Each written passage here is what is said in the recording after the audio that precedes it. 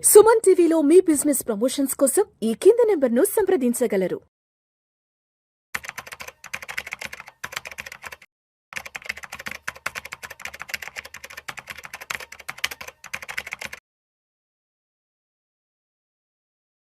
Sir నమస్తే sir Ramachandramurthy గారు. నమస్తే విష్ణు గారు. Welcome to Vishnu talks. Thank you అండి.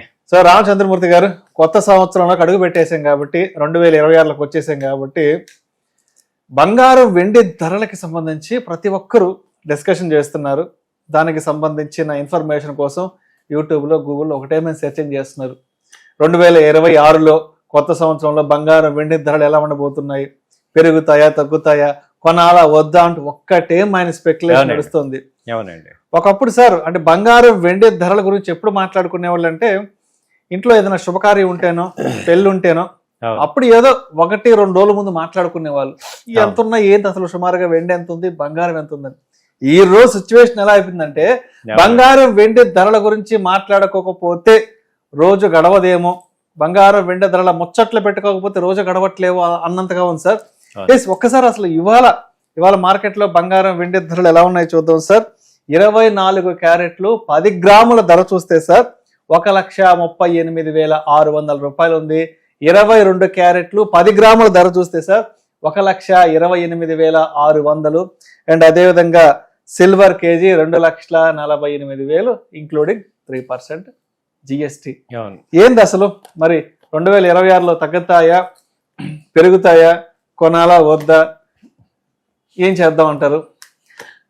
సో థ్యాంక్ యూ అండి, మంచి పాయింట్ మీరు అన్నట్టు. ఇవాళ గోల్డ్ రేట్లు ఎందుకు అంత డిస్కషన్ అయిపోయిందంటే లాస్ట్ 6 monthsలో విపరీతంగా పెరిగిపోయినాయి. ఇంతవరకు మనం లాస్ట్ 20 yearsలో ఎప్పుడు చూడలే ఇంత హ్యూజ్ ఫ్లక్చుయేషన్స్ చూడలేదు. అలాగే ఒక్క రోజులో మన సిల్వర్ చూస్తే 20,000-25,000 డౌన్ అయిపోయింది.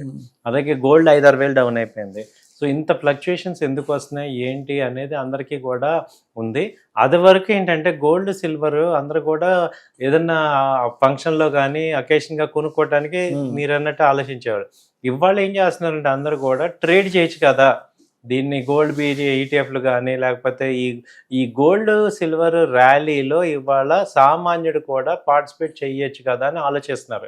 కాబట్టి అందరూ కూడా ఈ రేట్లు అనేది అబ్జర్వ్ చేయటం కానీ అనలిస్ట్ యొక్క ఒపీనియన్స్ తీసుకోవడం కానీ జరుగుతుంది. ఇప్పుడు ఇది చూస్తే ఫిబ్రవరి దాకా యాక్చువల్గా ఎటు మూడమే కాబట్టి ఎటు ఫంక్షన్స్ లేవు, అయినా గోల్డ్ సిల్వర్లు ఎందుకు పెరుగుతున్నాయి? అది వరకు ఎలా ఉండేది, మామూలుగా ఎప్పుడన్నా ఈ ఆషాఢం వీటిల్లో తగ్గేది, శ్రావణ మాసం నుంచి పెరిగేది రీజన్ ఉండేది పెరుగుతానికి రీజన్. ఇప్పుడు అసలు రీజనే లేదు.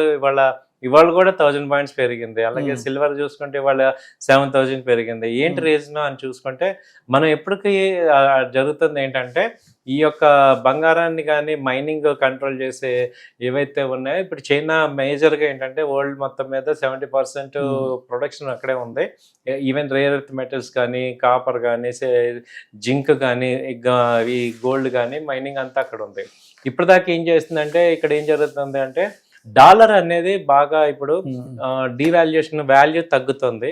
దానికి అది అర్థం చేసుకుని ప్రపంచ దేశాలన్నీ కూడా గోల్డ్ కొంటున్నాయి.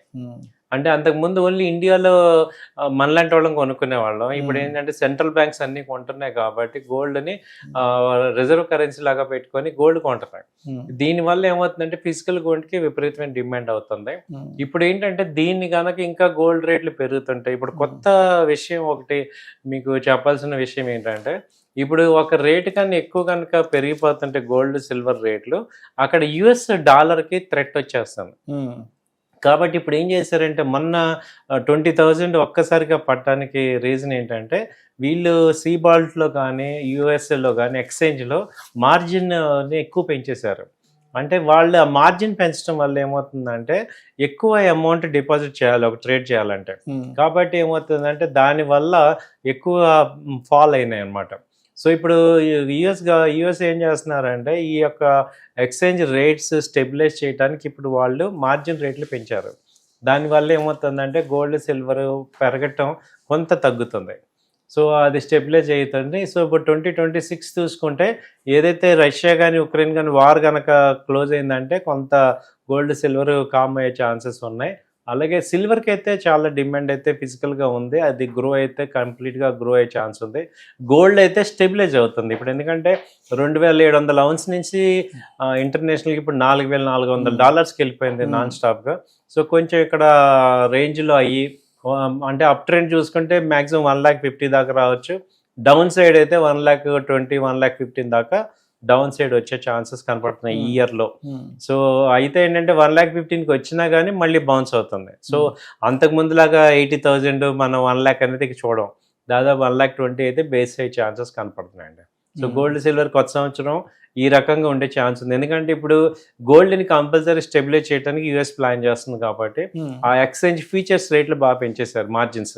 దానివల్ల ఏంటంటే ఒక లాట్ కొనాల్సిన 2 లాట్లు కొనే రేటు 1 లాట్కి వస్తుంది, అంటే బాగా 25% మార్జిన్స్ పెంచడం వల్ల హ్యూజ్ మార్జిన్స్ రిక్వైర్మెంట్ అవుతుంది, దాంతో ట్రేడ్ తగ్గుతుంది.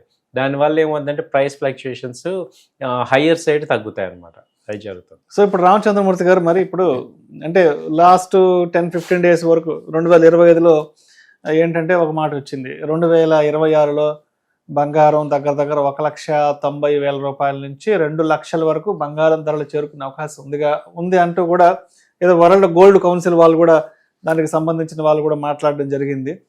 సో అయితే ఇప్పుడు 2026లోకి వచ్చేసాం కాబట్టి ప్రస్తుతానికి 1,35,000-36 ఆ రేంజ్లో ఉంది కాబట్టి, అంటే ఇంకా 1,90,000కి లేదంటే 2 లక్షలకి చేరుకోవడానికి ఎంత సమయం పట్టొచ్చు అంటారు అసలు? ఇప్పుడు ఏమైందంటే సార్, ఇప్పుడు 2025లో ఉన్న ప్రొజెక్షన్ చూస్తే ఆ రోజున్న స్పీడ్ చూస్తే అదే అనిపించింది. అయితే ఇప్పుడు ఏమవుతుందంటే ఎక్స్చేంజ్ రెగ్యులేటరీస్ని ఇప్పుడు మార్జిన్స్ పెంచడం ద్వారా యాక్చువల్గా గోల్డ్ సిల్వర్ రేట్లు పెరిగేది ఎక్స్చేంజ్లో. సో ఎక్కువగా కోబాల్ట్ అని లండన్లో ఉంటుంది, అలాగే యుఎస్ ఫీచర్స్, ఈ 2 మేజర్గా ట్రేడింగ్ అయ్యేవి. వీటిల్లో మార్జిన్స్ ఇప్పుడు రీసెంట్గా బాగా హైక్ చేశారు. దానివల్ల ఏమవుతుందంటే కొంత ట్రేడ్ అనేది నిదానించవచ్చు, తగ్గచ్చు అనేది కనపడుతుంది. సో దానివల్ల రేంజ్లోకి వస్తుంది. ఇప్పుడు అన్నట్టు ఇప్పుడున్న ప్రజెంట్ ప్రొజెక్షన్ చూసుకుంటే 1,75,000కి ఇయర్ ఎండ్లో ఛాన్సెస్ కనపడుతున్నాయి. 1,70,000 ఇయర్ ఎండ్కి 1,75,000 వరకు, అంటే 2 లక్షల దాకా అయితే వెళ్ళే అవకాశం లేదంటారు. లేదు, ఛాన్సెస్ తక్కువ ఉన్నాయి. 1,75,000 ఎందుకంటే ఈ ఉక్రెయిన్ వార్ ఒక 1 monthలో క్లోజ్ అవుతుంది. అలాగే ఇండియాలో ట్రేడ్ డీల్ కనుక సెట్ అయిపోయిందంటే వరల్డ్ నార్మల్ అయినట్టు. ఇప్పుడు వరల్డ్ లో పెద్ద టెరిబుల్ రీజన్స్ ఇక అనిశ్చితి, కొంత నెగటివ్ ఫ్యాక్టర్స్ తగ్గుతాయి, అప్పుడు ఈక్విటీ మార్కెట్స్ పెరుగుతాయి. కాబట్టి ఇన్వెస్ట్మెంట్స్ అన్ని డైవర్ట్ అవుతాయి. సో కాబట్టి ఏంటంటే ఇంకా స్టెబిలైజ్ అయ్యే ఛాన్స్ ఉంది. గోల్డ్ అయితే కంపల్సరీ కూడా వన్ సైడ్ అవ్వదు, గోల్డ్ కొంచెం ఈ క్రూడ్ ఆయిల్ లాగా గోల్డ్ కూడా స్టెబిలైజ్ అవుతుంది రేట్లో.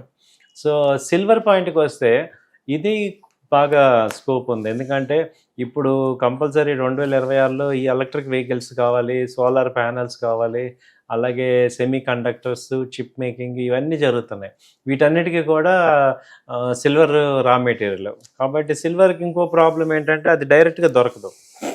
జింక్, కాపర్, అల్యూమినియం వీటిలో బై ప్రొడక్ట్స్. కాబట్టి ఈ సిల్వర్ అయితే పెరుగుతుంది. సిల్వర్లో కూడా హెవీ ఫ్లక్చుయేషన్స్ వస్తాయి.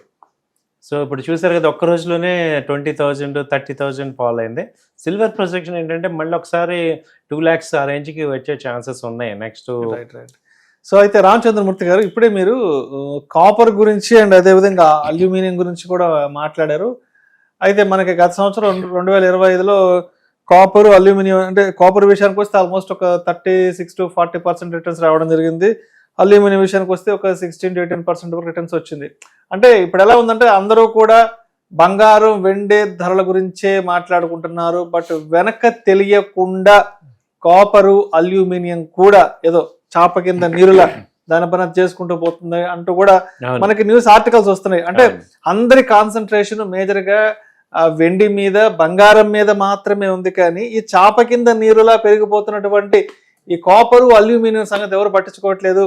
ఇవి కూడా రాబోయే రోజుల్లో పెద్ద ఎత్తున ర్యాలీ తీసుకురాబోతున్నాయంటూ కూడా మాట్లాడుకుంటున్నారు. కాబట్టి మన వెనుక జరుగుతున్నటువంటి ఈ 2 మెటల్స్ గురించి ఏం చెప్తారు? కాపర్ కానీ అల్యూమినియం కానీ ఇమ్మీడియట్గా ఏంటంటే మనకి తెలియదు, కానీ అక్కడ బయట కన్సంప్షన్లో తేడా వచ్చేస్తుంది సార్. ఎందుకంటే కాపర్ వైరింగ్ అంతా కూడా కాపరే, ఎలక్ట్రికల్ వెహికల్స్, ఇప్పుడు హౌస్ హోల్డింగ్ అంతా కూడా ఇప్పుడు కాపరే. కాబట్టి అలాగే అల్యూమినియం కూడా చాలా ఇంపార్టెంట్, ఏది ఇండస్ట్రియల్ యూసేజ్లో కానీ రీటైల్ యూసేజ్లో కానీ వాటి రేట్లు ఎప్పుడు పెరిగిపోతున్నాయి. దానికి తెలియకుండానే మనకి ఇక్కడ ఇంపాక్ట్ కనపడుతుంది. Hmm. అయితే ఎక్స్చేంజ్ లో అంటే మనం గోల్డ్ సిల్వర్ లాగా ఫిజికల్ గా ఈ కాపర్ ని పెట్టుకోం, కాపర్ కానీ అల్యూమినియం ఫిజికల్ గా పెట్టుకోం కాబట్టి వాటిని సామాన్య ప్రజలు ఎవరు పట్టించుకోరు. అది ఏంటంటే ఇప్పుడు కాపర్ ఎక్స్చేంజ్ లో బాగా పెరిగింది, దాదాపు 30%. 900 ఉండేది కాపర్ ఇప్పుడు 1020 అలా వచ్చేసింది అనమాట. సో బాగా పెరిగినాయి రేట్లు, కాపర్ కానీ జింక్ కానీ లెడ్ కానీ ఇవన్నీ కూడా, అల్యూమినియం ఇవన్నీ పెరిగినాయి. అయితే ఏంటంటే మనకి స్టోరేజ్ ఐటెం కాదు కాబట్టి మనకి రీటైల్ పీపుల్కి దాని గురించి పెద్ద ఇంపాక్ట్ ఉండదు. బట్ ఫ్యూచర్స్ అదే ఎంసెక్స్ లో ట్రేడ్ చేసే వాళ్ళకైతే అది తెలుస్తుంది, బాగానే పెరుగుతున్నాయి. సో ఇప్పుడు బంగారం వెండి అనేది ఫిజికల్ గా కొనాలి అంటే భయపడిపోతున్నారు. ఇంకా ఈ మాట్లాడితే లక్షలే, ఎక్కడ వేలన్న పదం లేదు. అంటే ఇప్పుడు కొంతమంది ఏం చేస్తున్నారంటే సరే ఇప్పుడు మనం ఫిజికల్ ఆర్నమెంట్ కొనలేము, ఆ గోల్డ్ బిస్కెట్స్ గోల్డ్ కాయిన్ కొనే సినిమా మనకు లేదు, మనలాంటి కామన్ మ్యాన్ అనుకుంటారు, అంత మనకు లేదు. కాబట్టి ఏదైనా ఒక చిన్న చిన్న అమౌంట్స్ ద్వారా ఈ గోల్డ్ మ్యూచువల్ ఫండ్స్ ఈటీఎఫ్లో లేదంటే సిల్వర్ ఈటీఎఫ్లో ఇన్వెస్ట్ చేసుకుంటే బాగుంటుంది అంటూ అనుకుంటున్నారు. కాబట్టి సో మరి ప్రత్యామ్నాయంగా ఉన్నటువంటి ఈ ఇన్వెస్ట్మెంట్స్ గురించి ఏం చెప్తారు? సిల్వర్ ఈటీఎఫ్స్ కానీ గోల్డ్ ఈటీఎఫ్స్ కానీ బాగా మూవ్మెంట్ అవుతున్నాయి సార్, ట్రేడింగ్ బాగా అవుతున్నాయి. కాబట్టి షార్ట్ టర్మ్ గా మనం కొరలేమనే వాళ్ళందరికీ ఇది ఒక మంచి ఆపర్చునిటీ కింద తీసుకోవచ్చు, వాళ్ళు దీనిలో చేసుకోవచ్చు. సిల్వర్ ఈటీఎఫ్ గోల్డ్ ఈటీఎఫ్ బాగానే ఉంటాయి. అవి ఇమీడియట్ గా ఎక్స్చేంజ్ ట్రేడెడ్ ఫండ్స్ కాబట్టి ఇమీడియట్ గా లిక్విడేట్ కూడా చేసుకోవచ్చు, వాళ్ళు అమ్మేయాలనుకుంటే అమ్మేయచ్చు. దానివల్ల ఏంటంటే మీకు అడ్వాంటేజ్ ఏంటంటే మనము గోల్డ్ బిస్కెట్ కొని షాప్కి వెళ్ళి మళ్ళీ వాళ్ళతో అమ్మేటప్పుడు ఎటు కొనేటప్పుడు ఎక్కువ రేట్ చెప్తున్నారు, అమ్మేటప్పుడు తక్కువ రేట్ తీసుకుంటారు. ఆ ఫ్లక్చుయేషన్స్ మనకి ఉన్నాయి. దీనిలో అలా ఉండదు, డైరెక్ట్గా మార్కెట్ రేట్ డిసైడ్ చేస్తుంది కాబట్టి మనం మోసపోయేది ఏమి ఉండదు. ఈ తరగని ఇవన్నీ చాలా అక్కడ చేస్తారు అనమాట, మా డెలివరీ ఆన్ టైం ఎవరు ఇవన్నీ ఉంటాయి ఫిజికల్గా. సో కాబట్టి ఈ డిజిటల్గా బాగానే ఉంది. అలాగే డిజిటల్గా కూడా యాప్స్లో కూడా 1 గ్రామ్ గోల్డ్ 1 గ్రామ్స్ అలా కొనుక్కోవచ్చు. అయితే ఈ యాప్లో కొనేటప్పుడు ఆర్బీఐది రూల్స్ని ఉన్నాయా లేదా అనేది చెక్ చేయండి. చాలా మోసపూరితమైన యాప్స్ వస్తున్నాయి ఈ మధ్య.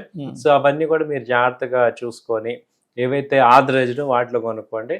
ఏదర్ డిజిటల్ ఇప్పుడు సురక్షితం, ఏదర్ ఈటీఎఫ్ అవ్వచ్చు లేదా గోల్డ్ అవ్వచ్చు. సో వీటిల్లో ఇన్వెస్ట్ చేసుకుంటే better. Thank you sir, thank you so much. Thank you అండి.